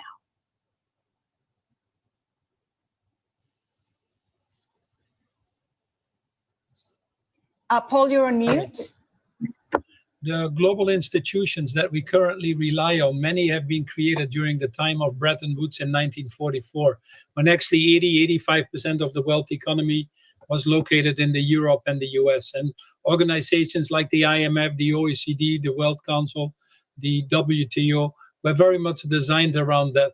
As businesses over the last 60, 80 years have probably updated their strategies and their business models 5 or 10 times to stay alive. Unfortunately, that has not helped with the multilateral institutions. So they're frankly not designed for today's world.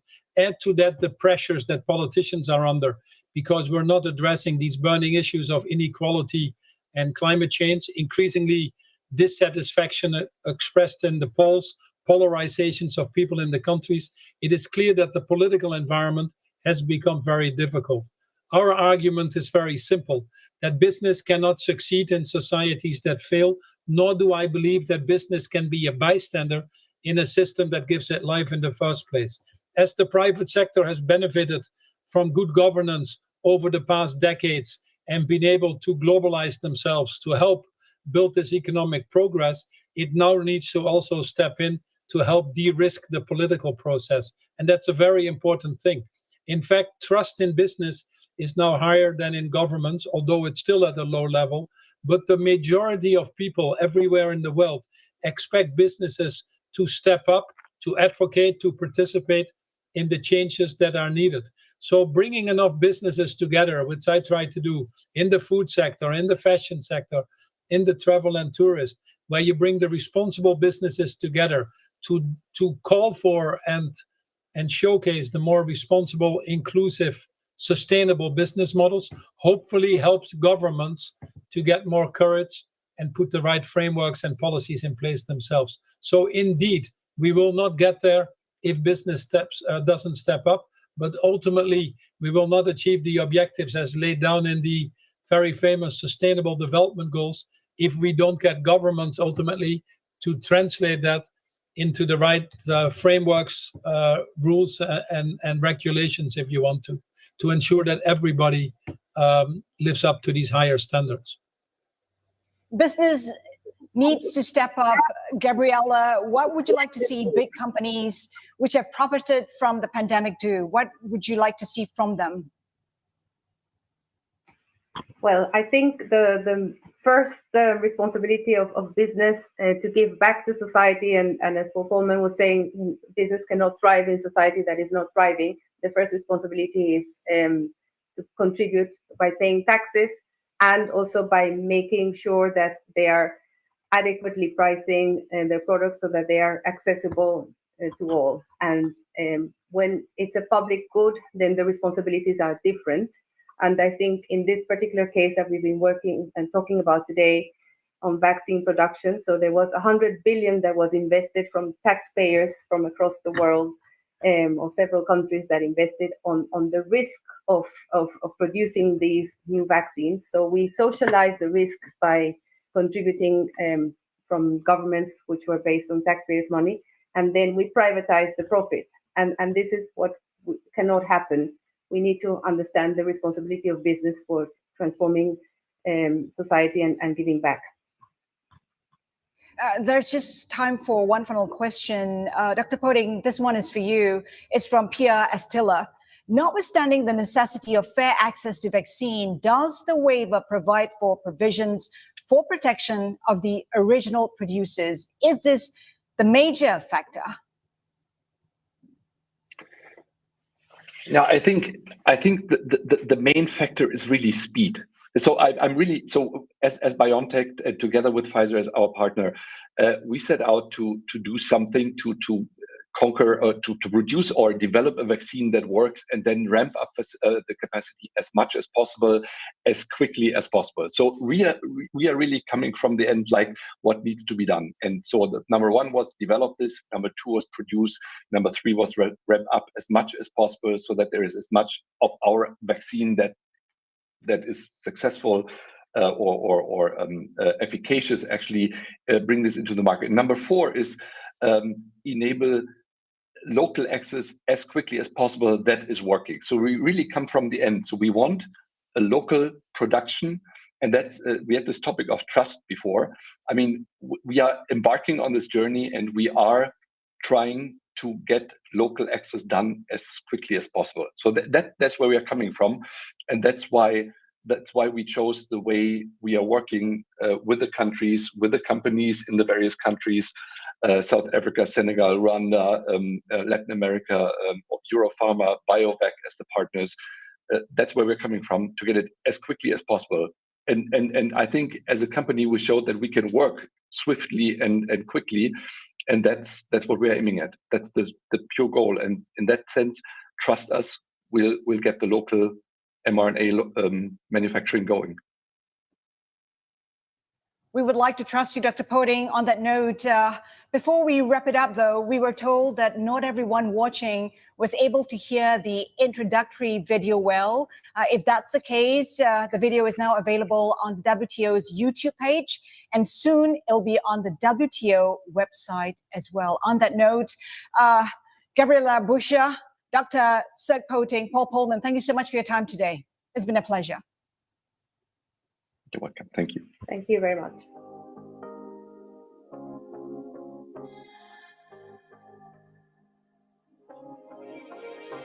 Well, that was a lot of information. That was an incredibly packed session. For those of you watching us, watch them, or watching with us, do throw your questions into Q&A. But as we wait for those to come in, I did want to give Professor Pauletto the floor, because I had to rudely cut you off so we could get into that. Just kind of overall reactions. What's your sentiment coming out of that, if any? Yes, thank you, Dmitry, and don't be sorry for cutting off. I asked you to cut me when it was too long, given that I had less time than expected. It was admirable. I mean, the preparation of these opening sessions must have been a huge work. The panelists were just excellent, all of them. And of course, since I speak mainly to a students' audience, the amount of information we have received is just huge. Now, the big question is, and it came in the chat, in the thread, is, well, with all that, all those ideas, all those challenges, all those issues, what should we take first? What should policymakers take up, and how are they going to tackle with all these amazing amount of possible political aims and measures to undertake? This forum is run by the WTO, so obviously the focus will have to be on the WTO. As I wrote in the thread, the WTO is very much a member-driven organization. So what members will do, I mean, nobody knows, and certainly I don't know. But what can come out of that, I believe, is along three avenues, and it's not my invention. I will confess this has already been identified by Dr. Gozi Okondo-Iweala and her staff. Firstly, red tape on trade, export restrictions, which really, I would say personally, is a shame. In a world pandemic, you cannot have export restrictions on medicine, on ingredients for producing vaccines, on medical devices, even masks, and so on. Secondly, and you have heard a lot about that, how to scale up production and how to decentralize the production. And here, obviously, the WTO can't do it alone. The WTO is not an organization that can determine where is produced what type of product. The WTO and the WTO need to cooperate with the business, with the manufacturers. And it was great to have one here in the debate, biotech. And you could hear a little bit the relationship, I will not comment on it, the relationship between manufacturers and international organization. It's unambiguous. I mean, they are working together, but of course, they may have at some point, in some respects, interests that are not exactly overlapping. And thirdly, of course, this issue of the waiver that came again and again, that's very difficult discussion in the WTO. At the moment, people are just repeating known positions. Fortunately, the chair of the General Council, the main organ of the WTO, has appointed a facilitator, Ambassador Walker. And this is a name you must remember now. Ambassador Walker is in charge of setting up on a personal basis an array of consultations. So far, he had 5 consultations around with the members to put together a package of decisions, declarations, maybe regarding the WTO response to COVID-19. So very much is in his hands. And I will finish with one thing. I have mentioned in my short introduction that there was this Doha Declaration on Health and Trade, 2001. What we are envisaging to have now would be another declaration, a separate declaration, again, on health and trade in this ministerial, 2021. It's exactly 20 years, just by coincidence. And the big issue is, how much further than the Doha Declaration are we going to go? Personally, I think, unfortunately, in spite of all the great ideas we had here, I think the progress will be incremental. But, you know, that's the way the world is. When you have to bring together 164 countries, you cannot have a miracle. Professor Baldwin wrote in the thread that there is no magic stick regarding trade, and that's absolutely true. The progress will be incremental. If we have a declaration, it's already an achievement. If the declaration goes in substance further than the Doha Declaration 20 years back, it's even more of an achievement. And if you have a decision, it's a miracle.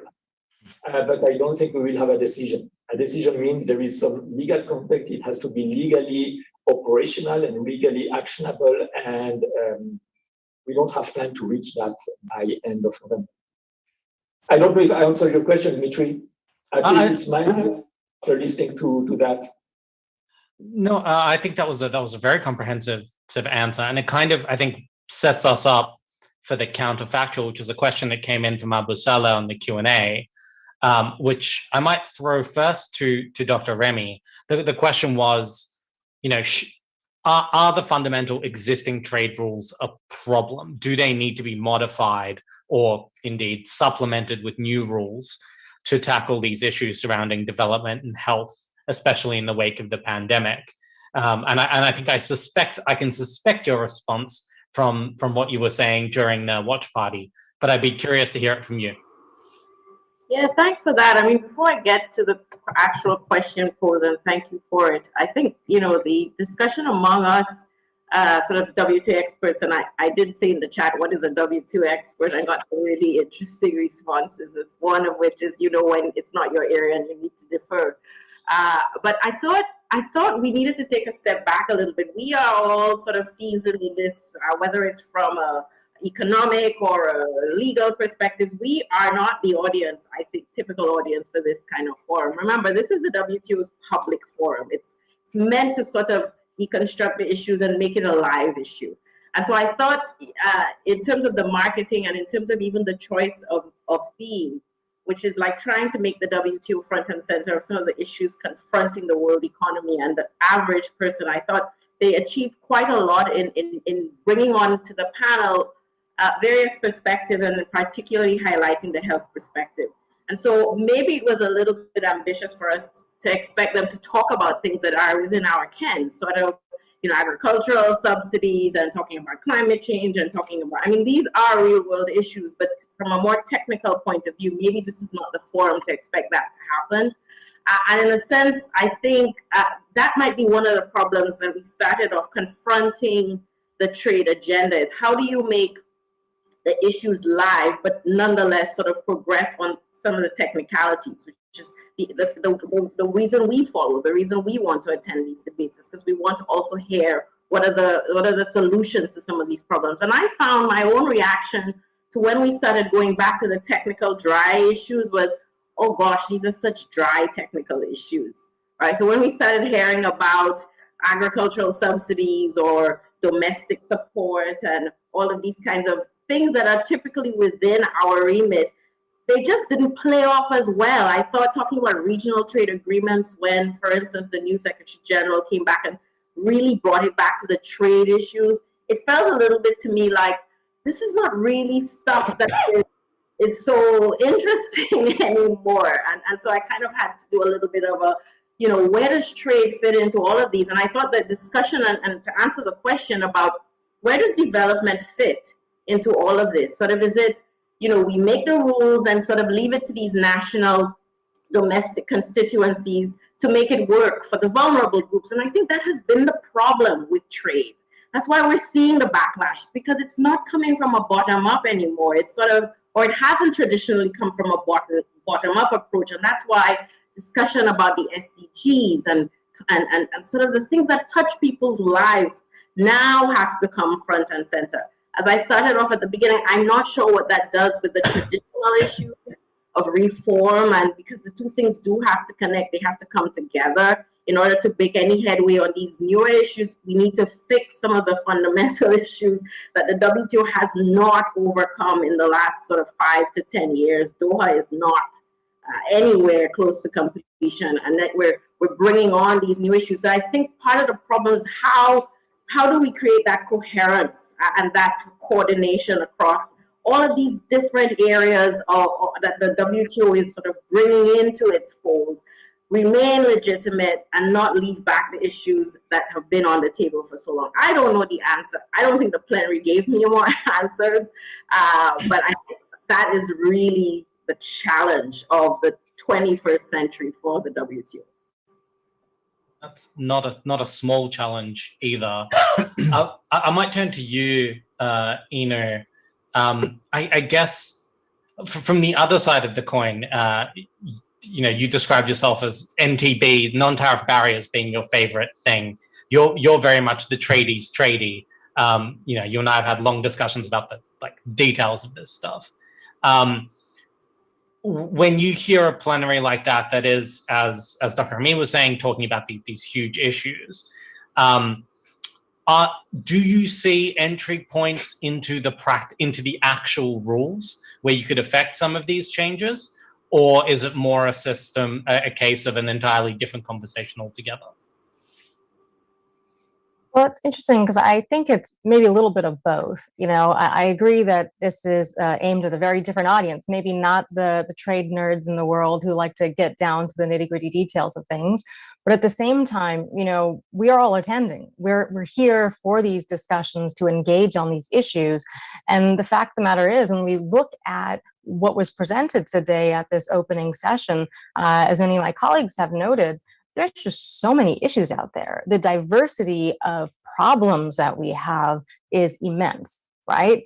But the issue with that is that we don't really offer much more than awareness and identification of these problems at this point. That's all I'm really seeing at this stage. What we need to do is move beyond that to figure out how do we respond to those challenges effectively at the WTO, but ask a more fundamental question about whether the WTO even plays a role in all of these issues, and where it does, what is the role that it plays? Because there's a lot of noise that I've been hearing through this session, and part of it is the fact that there's a lot of things that countries should be doing domestically that they aren't. It's very easy to blame the WTO. We saw this with the last US president, Donald Trump, and blaming the WTO for just about everything under the sun. It's very easy to blame these bureaucrats that are in Geneva who don't actually create the rules. Countries negotiated the rules. This is a member-driven organization, and countries need to take back responsibility for crafting the new rules where they need them, and then also implementing the rules that exist so that the organization can actually function. Now, everyone here knows that the WTO is not functioning right now. Part of the problem has been the United States has stopped it from functioning in the last few years. We have no appeals mechanism. We don't have a lot of cooperation on issues and no engagement on some of the major topics. MC12 is coming up soon, and yet we don't have an ambassador to the WTO in place from the United States. So how do we get to any point that we want to go if we're not even talking about the actual pragmatic way forward and we're not engaging on it? So I think that the plenary session had a lot to offer in terms of identifying the problems, but we need to take this to the next level and say, we're done talking about what the problems are. Let's get some action here and make some progress on these.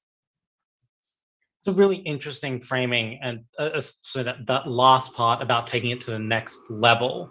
And on this, I want to start with Professor Baldwin, because I think you've been in this game for the sort of global discussions about economics and trade at this level for quite a few years. If looking at the way that the DG structured this opening plenary, the choice to have the South African president, who was going to say what he said, that was clear. Then to have representatives from Oxfam and BioNTech opposite each other, and to put in between them a sort of an interrogative journalist who would push them. What do you think that's part of her trying to take things to the next level? Do you think it's her trying to push the conversation? How do you read the sort of politics and optics of what she was trying to achieve? Yeah, that's right. First of all, oops, I'm okay. No, you're good. Thanks, Ramphal. I have been looking at trade issues since a few weeks after the crust of the earth cooled. So what I think we see here, and it's been mentioned several times, is that the WTO is not functioning as the GATT did. And you remember the last time something really big was done, it wasn't the WTO, it was the GATT. And part of that deal was to switch from the GATT to the WTO. And since then, the WTO really hasn't delivered anything. It's become a place to say no. It's become a place for countries to delay and deny things from happening. And I think what, getting down to brass tacks and really talking, there's been so much of that for so long. Just to mention the Doha Rounds, I mean, the Doha Round was started the month that the World Trade Towers in New York went down. It's that old. And basically talking about the same issues with the same players for all that time. Quite a lot of things have changed. For instance, China has emerged, but it's not a lack of talk or a lack of detail or lack of political will. There just is not an organization that's able to advance things in the same way as happened under the GATT. And I've written various pieces about why the GATT would win and the WTO has so many woes, but I don't want to get into the theory. But what I want to talk about is what Ngozi has come on, and she says, look, we have to change the way things are done here. And she has to take it, using her bully pulpit, to change the thinking about what the WTO is all about.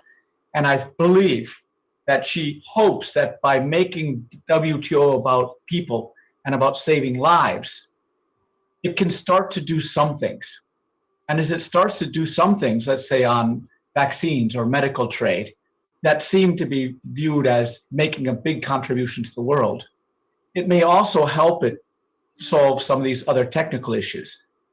Because frankly, right now, what we're going into is a system where trade deals are done outside the WTO by groups of willing people, sometimes with a nod to the WTO rules, sometimes not. And I think what she's trying to do is use this big narrative of, saving the world, saving people, making it about saving lives, to change or to reestablish some centricity of the WTO in the world trading system.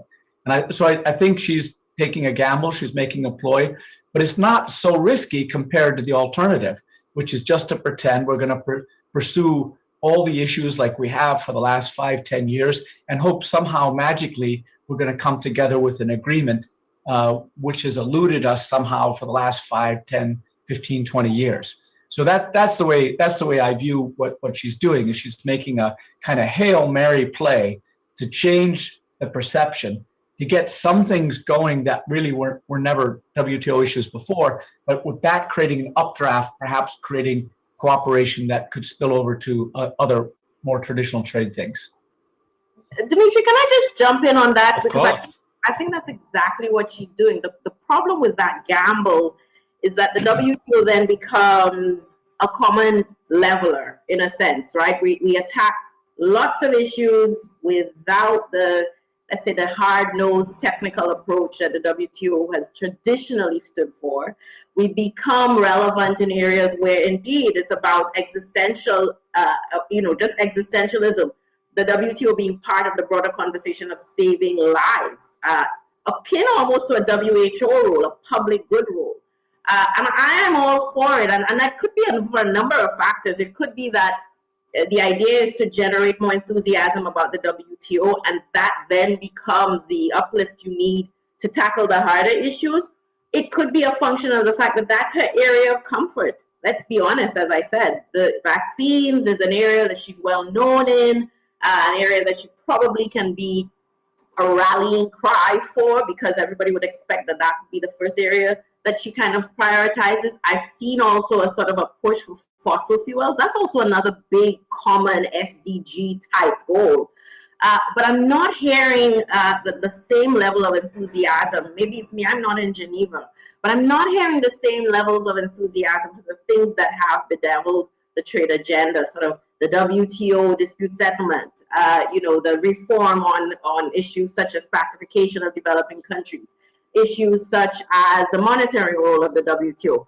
And my fear is this a sign of where she thinks the WTO should be permanently, sort of leaving the technical issues to the regional trade agreements, the bilaterals, and really taking the higher ground and the public morals. And I heard public morals, I heard the morality of the WTO happens so much. So is that a permanent shift, or is that sort of a precursor or a rallying cry to get people to focus on things that the trade community has really always tried to tackle? I don't know if it's an interim approach to deal with these issues. These are the pressing issues, or I don't know if that's a sign of a more permanent shift in where the WTO thinks it's going to be most relevant. And I wonder if others have a similar kind of dilemma in their mind about where the WTO is going. Professor Paletto, see your hand up. Yeah, thank you, Dimitri, and thank you both, Professor Baldwin and Dr. Yves, for your comments. That I agree with both. Richard, that Dr. Ngozi Okonjo-Iweala is clearly trying to put the WTO in the center of this present, hugely important debate on this pandemic. But at the same time, it's true what you said, Dr. Remy, there is the old agenda. The point, in my opinion, and now I react to the 2 points, as a DG of such an organization, you need to be both pragmatic, which means result-oriented, but also realistic. And at least my personal opinion regarding, for instance, the dispute settlement body and the appellate body is that if you are realistic, you will not expect anything solved soon. And in the worst scenario, which probably is the most likely scenario, the DSB, the dispute settlement body as we knew it, is part of history anyway. So when you have such a huge thing like a pandemic, my assessment is that our country, Vela, is right. It is the opportunity to put the WTO in the center, and she's doing it rightly. Now you have to choose the topic to steer the debate. It's an extremely difficult issue, as we have heard from the opening plenary. But it's not the first time the WTO is taking up a common goods. And one of them is still on the table. It's fisheries. What was the fisheries discussion? It is about a common goods and a common solution. So I don't see any problem personally to try to launch a debate on these vaccine equity, access to vaccine on a worldwide scale in the WTO, because the WTO will be part of the solution. It's not the main part. The main part is elsewhere. It is health policies, it's training people, it is health education. But the WTO has a role to do, and it is timely to have that. And I do hope we have some result by MC12. If we do, she has won her bet, and that's great. Dr. Manak, maybe finish on this kind of tour de table with you. You're based in the US, I think most of the time. Dr. Ngozi just traveled there. And from all accounts had some mixed meetings. Is there something to the fact that if she didn't get signals of US engagement and cooperation on many of the traditional issues, the boring stuff, is kind of and I don't mean this pejoratively, a more UNCTAD or more WHO-y WTO really the only path left to her? Or do you see some way that she can advance things either without US engagement or bring US engagement back in? That's a great question. And I think she's going to face an immense challenge dealing with the United States throughout all of these areas that need to be negotiated or discussed in the future. I give kudos to her efforts to, make the WTO sexy again, if it was ever sexy. But we'll see what happens with all this, And I think what you're going to see from the United States is a lot of resistance. And we have to think, the world is so different now than it was when the WTO was founded. And the one issue that I didn't hear get brought up during the session was China.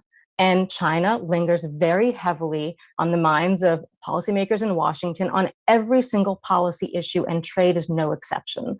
So to have any discussion about where we're going to go with the WTO, it also requires us to talk about China and China's role within getting negotiations across the finish line too. We've seen in the fisheries talks, for example, as just mentioned, some difficulties in getting to that point where we can actually conclude them. Part of that being the problem of developing country status and the flexibilities developing countries are asking for. China basically claiming it's a developing country, even though it's the top subsidizer of fisheries in the world. So how do we conclude these negotiations practically if there is no movement to solve these technical issues? So while I agree that it's great to have this big pitch and a way to think about the WTO differently, the WTO also needs to get back to doing what it does best, which is reducing trade barriers and finding ways to get countries sitting at the same table and negotiating away a lot of the protectionism that has risen in the last several years. So I think there's a big, broad agenda ahead, and I wish her all the best of luck in the world as she tries to get through this. But let's remember,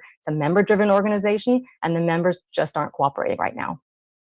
And I think that's actually a fantastic place to leave off, a true summation of where we are. So then it falls to me to thank all four of you, Professors Baldwin and Paletto, Doctors Remy and Manak, and I am merely Mr. Dimitri. But I still thank all of you. You guys were fantastic sports. This was an experiment. And for those of you who stayed, who stuck with us up until this point, for those of you who tuned in, we hope we made the public forum opening plenary more transparent and more, dare I say, interesting. I hope we elucidated some of the issues and helped you understand them better and helped you shape your own engagement. We will think about what we do next with this kind of format, but now that we know we can, we have a new toy. So we will decide how we are going to play with it. So once again, to our panelists and to everyone tuning in, thank you so much. This has been a Geneva Trade Week presentation. Do jump on the virtual convention hall and hang out. And otherwise, we'll see you at the next session. Thanks so much. Thank you, Dimitri. You have been great. It was great. Bye. Thanks so much. So much, Dimitri and team. Fantastic. All of you. Yes.